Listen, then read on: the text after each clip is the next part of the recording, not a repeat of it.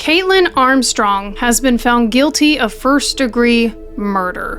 Look at this. This is Kaitlyn Armstrong, right? Well, plot twist. This is Kaitlyn Armstrong. I know what you're thinking. Chelsea, you're joking. Friends, this is the same person. No joke. A nose job and 40-something days on the run, it all caught up with her. So what happened? And who's Mo, the woman that Kaitlyn Armstrong killed? And what part does Kaitlyn's boyfriend, Colin Strickland, play in all of this? Now, this isn't just the tea. This is the whole pot. You've been warned. I'm Chelsea J. Welcome to Crime Light. So please don't forget to subscribe to the channel. And regarding the video, if you end up loving it, please be sure to give it a like.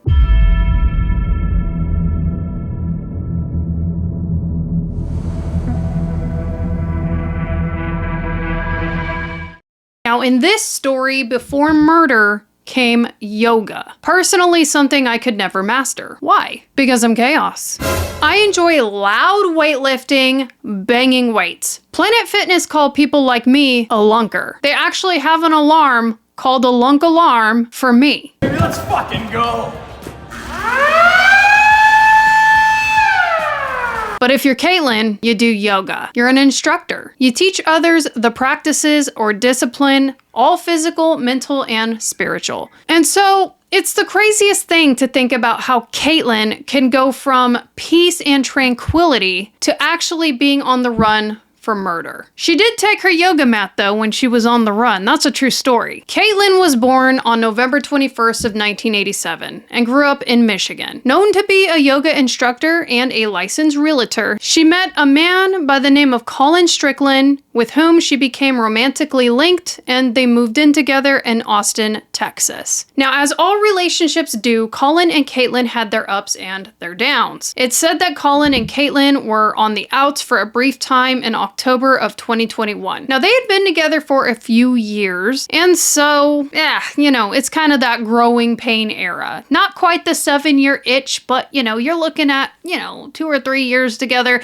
You're gonna run into some roadblocks. And so that's where they were. Colin was a professional cyclist. He ends up getting together with another professional cyclist during his and Kaitlyn's break. And the professional cyclist name that he, hooked up with or got romantically linked with for approximately 2 weeks, her name was Anna Moriah Wilson, or better known as Mo. Now, it's said that both parties were fresh out of relationships. And so after just a few short weeks together, by November of 2021, this new couple, they called it off. And at that, Kaitlyn and Colin actually ended up rekindling. Now, according to Colin, the relationship between Mo and Colin remained platonic. After their separation, they found that they were good friends. And so Kaitlyn knew her boyfriend had a friendship with Mo amongst the community of these professional cyclists. Because that's what it is. If you've ever played a sport, that's kind of what it is. Like, all the football moms come together, all the horse people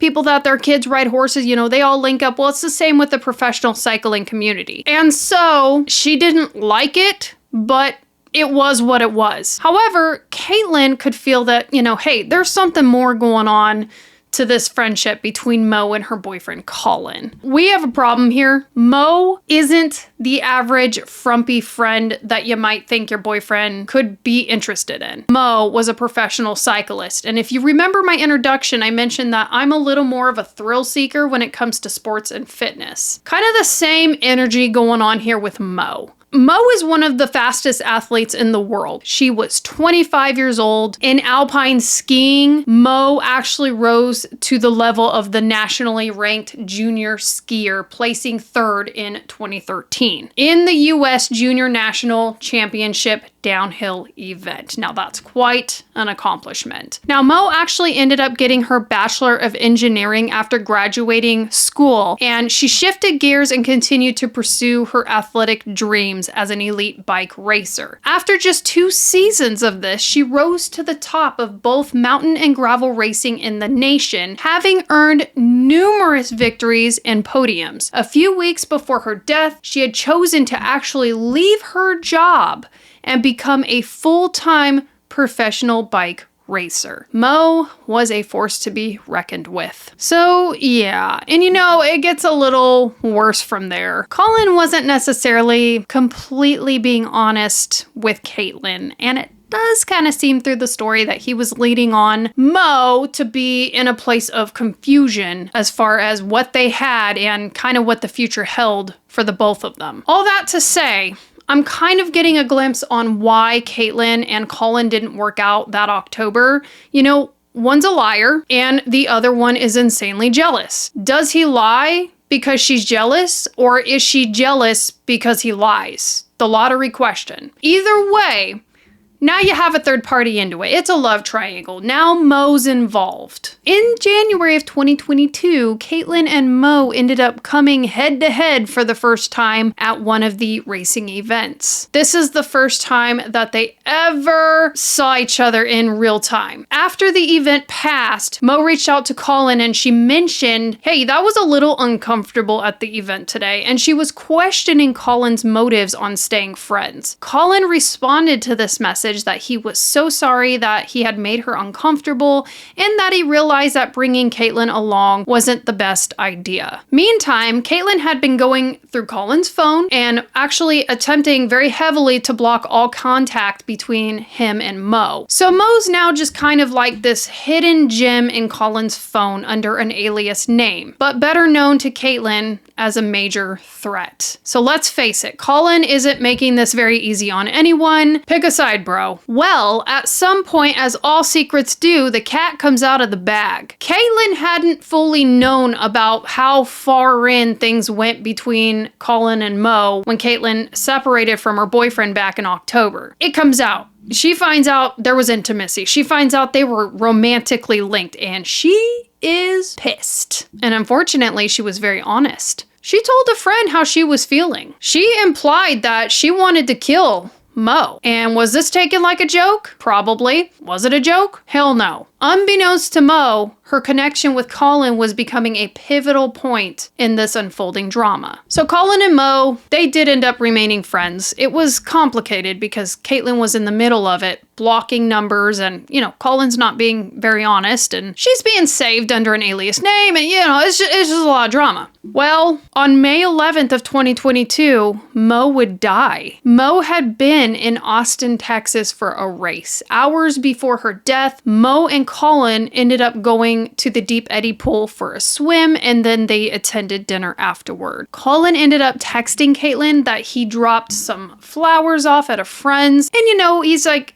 sorry I haven't been in touch with you, my phone died. He lets his girlfriend Kaitlyn know after being with Mo, I'm on my way home, are you hungry, what sounds good for dinner? He's hoping Kaitlyn's buying the flowers and the phone dying story. The whole time he's been with Mo, swimming and eating and dining with her. You know what? I'm sorry, right here, this is a date, okay? He was dating another woman in town. I don't care how you see it. If you have to shack up, spend time, hide phone numbers, alias names, the dishonesty, all the things. If you're at that place in your relationship or your marriage with an additional party, there were feelings there or whatnot, that is a date. He picked her up on one of his motorcycles and he took her out. That's a date. Okay, so, that's pretty bad. Well, things go from bad to worse. As soon as Colin left Mo's residence where Mo was staying with her friend, also known to be a woman named Kaitlyn, within a minute or so, Kaitlyn, Colin's girlfriend, ends up pulling in. She stayed present as soon as Colin left. Shortly before 10 p.m., Mo's friend Kaitlyn, the one she was staying with, came home and found Mo was deceased with multiple gunshot wounds, 2 in the head and 1 in the chest. Police ended up searching through cameras in the neighborhood and they spotted a 2012 Jeep Grand Cherokee like the one Kaitlyn owned on video surveillance at 8:37 p.m., 1 minute after an electronic lock recorded Mo arriving. Kaitlyn was just like bam, bam, bam, man. She was there on the dime. She wasn't waiting for nothing. So ironically,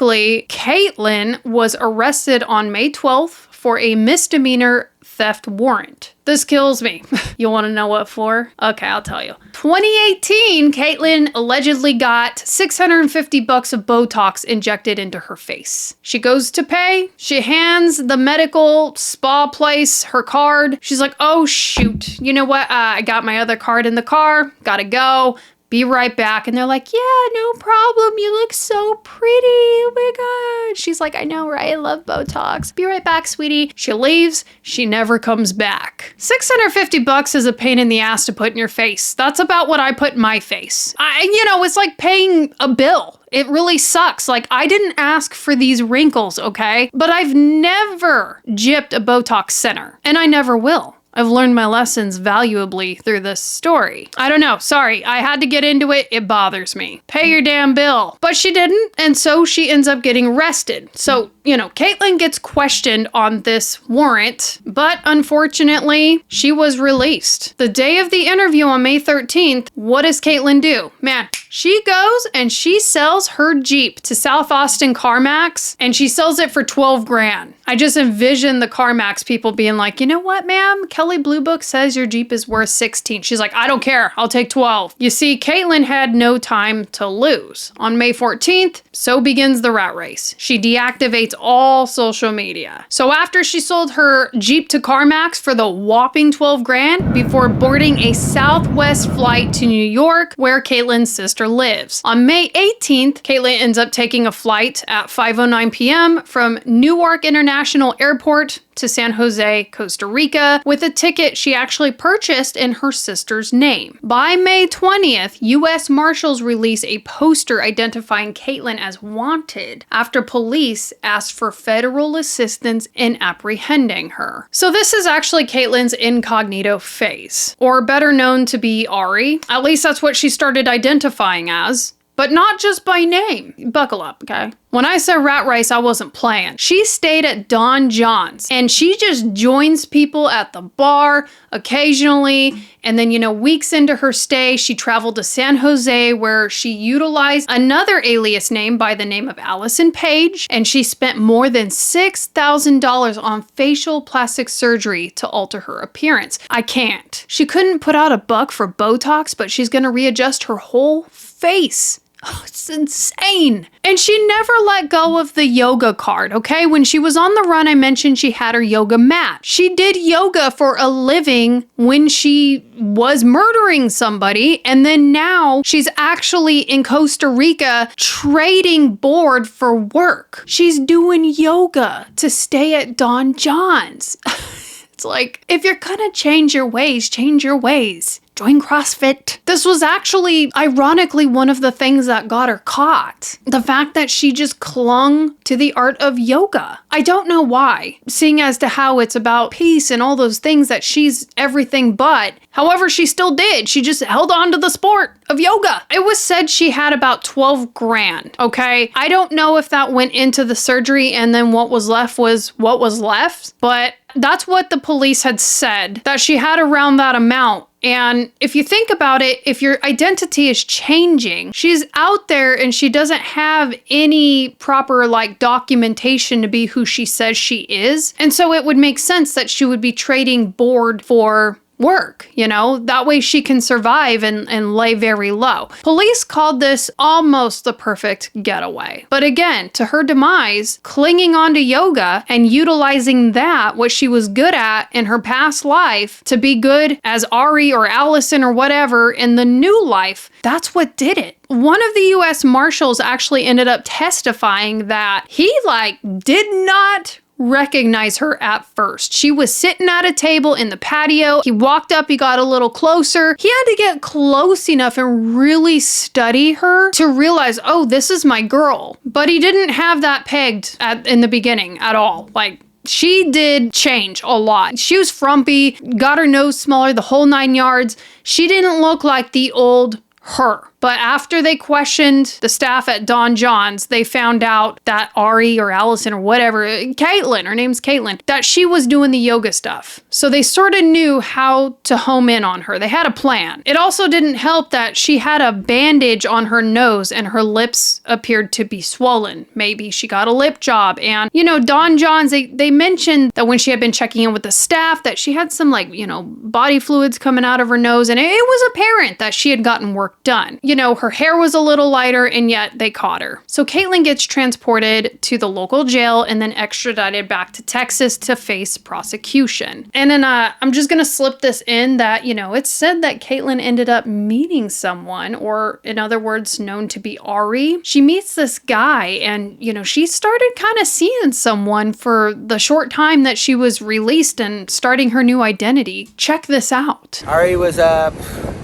strange person, but I met her right outside the tattoo shop, Good Life Tattoos, and her friends were getting tattooed, so she was waiting out there on the bench, and I was out there having a beer in the lounge, and it became apparent to me that she was trying to have a conversation, trying to get to know me.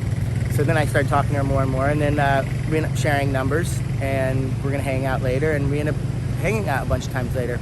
We went on a couple dates. She said that she had just been through a real traumatizing breakup and she hadn't healed from it yet and wasn't ready to get close at all, so we were just being friends. And she wanted to go out at different places. We went out to a bunch of different spots, but most of the time she wanted to kind of be a secluded spot, not a lot of people. And I didn't put any of it together. You wouldn't imagine it, but after it all happened, went by, and you hear what she was really doing and running from, it made sense why she didn't want to be seen, why she wanted to go to real secluded places, and it all kind of made a little more sense. Then afterwards, they did the updates of the pictures of when she had her face lift, her face change, and I was like shocked. I was like, what? That was who I've been hanging out with this whole time, and yeah, it sucks for the family that lost their sister and daughter, and that's really not cool, and I feel for them. And I didn't get to meet her. The person I met was Firey, who is Katie. Seems like a nice guy. Goes to show that you actually don't really know who's quite nice. You actually might be dating someone that's nice, or you might be dating a murderer with a nose job. So 3 weeks before her trial on October 11th, Kaitlyn ends up escaping custody while being escorted from a doctor's appointment outside the jail facility, leading corrections officers on a mile-long foot chase during which she attempted to scale a 6-foot fence before she was actually caught. At the Austin courthouse, the trial had started, and, you know, the details get far more intimate. Some key points that I actually got from it is, you know, I ended up learning that she utilized a fitness app to track her boyfriend Colin, which, you know, assisted in her finding out that he was not delivering flowers the day Mo was killed. She was able to stalk this guy, and she had been doing it for a hot minute. Colin was actually dropped from his sponsors because of the close affiliations between him and the case. And Colin did not appear to be in the greatest of spirits when all of this would come to unfold. He was pretty upset, you know, regardless of his choices that we do or we don't agree with. He did some weird stuff, you know, when he was like walking to and from the rooms within the courthouse, you know, he was like taking people's cameras and throwing the cameraman off balance, like jerking the camera out of the guy's hands.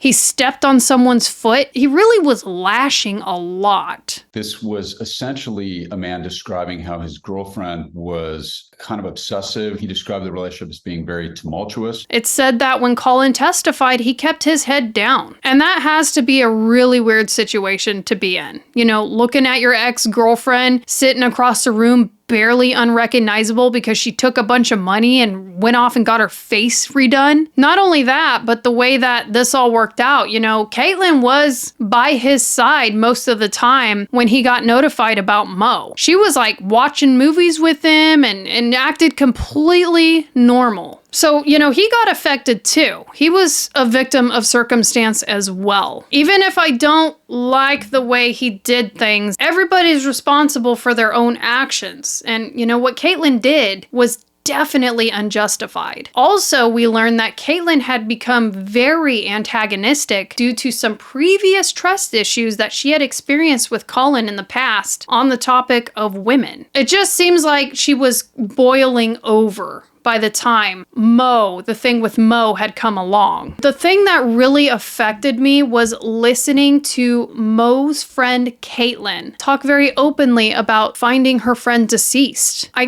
can't put the whole thing in here, but the one thing that really got me was learning that Mo's mother went to Kaitlyn's house, went into the bathroom where her daughter was found deceased, and she laid on the bathroom floor and she wept right where her daughter died. She laid there on the bathroom floor where her daughter took her last breath of life, and she stroked the floor to feel connected with her daughter, and she just wailed. Just imagine how that is for Kaitlyn. I don't know if she kept living there or not, but she had to find her friend like that, and then her mother, now is laying on her bathroom floor. And you know what? Kaitlyn, this woman, she read a big testimony and she was talking about how strong her mother is and how she really admires Mo's mother and how just it's tragic the way Mo went out. She never cries, man. She doesn't buckle at the knees. I would be like, I just want you to know I'm not okay. I would not be good. You could tell she wasn't good, but she held it together really well.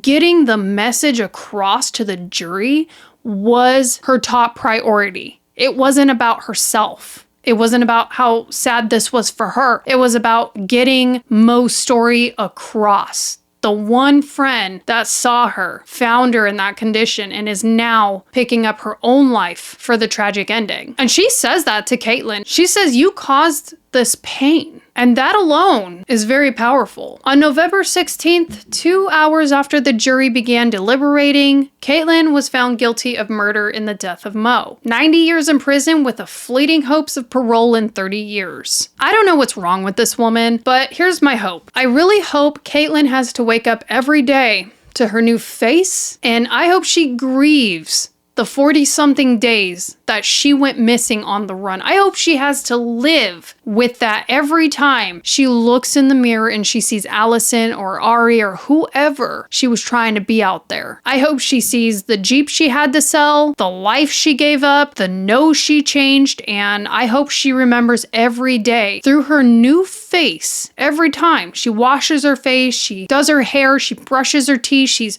putting on makeup, whatever. I hope she sees somebody that she doesn't know for the rest of her life. I hope she never adjusts to her new identity. She doesn't deserve it. I know if I changed my face, I would be so scared of the person I didn't recognize in the mirror. I hope that for her. I hope she suffers. I want her to not know who she is. I want her to spend the rest of her life figuring it out, and I want her to question who Kaitlyn was and why Kaitlyn did what she did. It's sick, the aftermath. But then again, I would never kill anyone to begin. And you would be amazed what some of these women think of themselves that can kill somebody and go spend their life in prison. I mean, look at Jodi Arias.